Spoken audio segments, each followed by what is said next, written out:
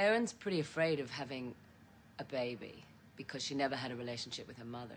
And they say in sort of psychology books in the human world that you need to have the right role models, and you can overcome those adversities. And I think that's why Erin's actually quite an interesting role model, because she has no precedent. She's come from damage and a lack of background and experience, and so she has to create her life and her future with Crichton, and from there, hopefully, together they'll be able to nut it out. And he's going to be without his creature comforts and his support network because he's been isolated in the middle of goodness knows where in the galaxy. So I love the idea that it's always going to be just the two of them trying to make it work, and they've got nothing else to lean on and depend on, and it makes them stronger if it's not going to kill them. I'm delighted that women find in Erin some kind of role model. I found it threatening at first, or a little alarming, because she was such damaged goods. That's how I referred to her, because she had such a long way to go before she could behave in what I would consider to be an appropriate fashion, coming from a very well-mannered family. But she, as she starts to grow, she actually tackles some issues that I think people are, that endeared her to them, and it's crazy. It's crazy to see people of all ages in the conventions talking about Erin and what she means to them.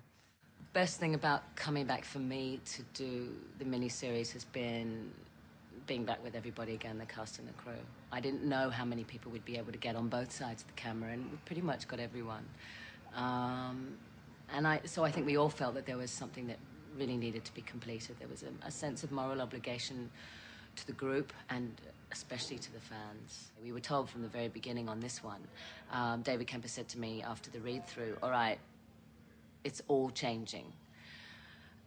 So with that sort of canvas, it's like, well, how do I sort of piece this scene to this scene to this scene to this scene? And sometimes the successes are that, holding your breath for however long the shoot is, and then just seeing it in the edit and saying, wow, we pulled it off. I'm proud of the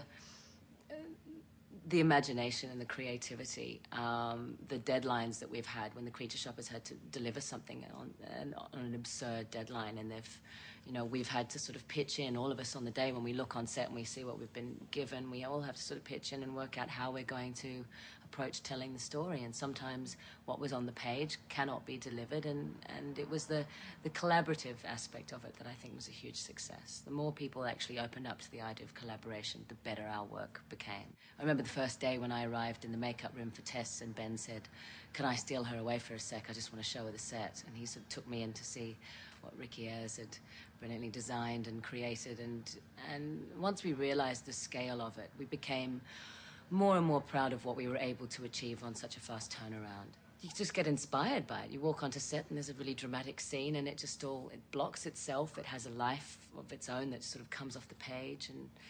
And watching Ben, it's fantastic watching guest actors come on from Australia to watch Ben, because we have a sort of tall poppy culture here where we sort of knock people who are successful or whatever, and Ben's just a hard worker, and to see a lot of guest actors just sit and watch him very closely and then say, wow, that's quite a learning experience. 4 years down the line, Ben and I are still giggling and singing and joking around on set, and I think that's an incredible achievement. It's one of the relationships in my life of which I'm most proud, because it's been under the most pressure.